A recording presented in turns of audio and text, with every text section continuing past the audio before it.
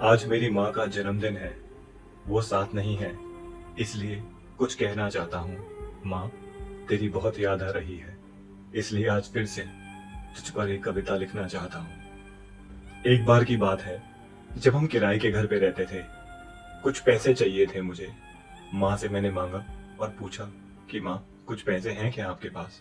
माँ मुस्कुराई और बोला, हाँ बेटा, कल सुबह देती हूँ। अगली सुबह जब मैं सो करके उठा तो देखा माँ घर पे नहीं थी।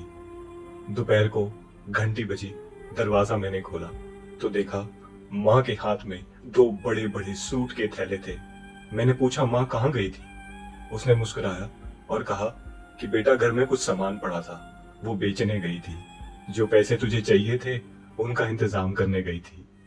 माँ जैसे ही घर आई, उन्होंने पानी का ग्लास भी नहीं पिया और कुछ पैसे मेरे हाथ में दे दिए और कहा कि बेटा, अगर कुछ और पैसे चाहिए हो तो बता देना, मगर इन आंखों से उदासी हटा देना।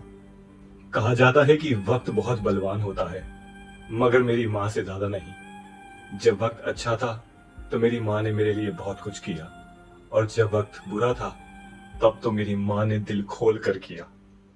कुछ दिन पहले माँ का मैसेज आया और उन्होंने लिखा मैसेज पे कि बेटा, अगर तेरे पास 2,000 रुपए हैं तो क्या तू मुझे ट्रांसफर कर सकता है?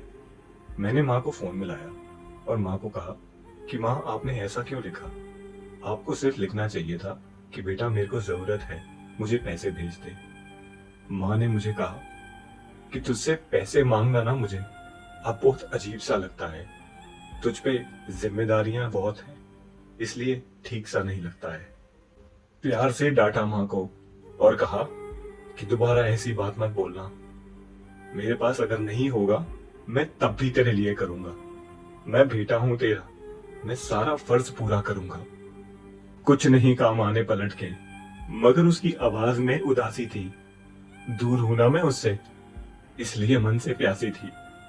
आज मैं एक बड़ी सी कंपनी में बड़े बड़े लोगों के बीच बड़ी बड़ी बातें करता हूँ, मगर जब कभी भी उदास होता हूँ ना माँ, तो सिर्फ तुझे ही याद करता हूँ। Wishing you a very happy birthday माँ। I love you a lot.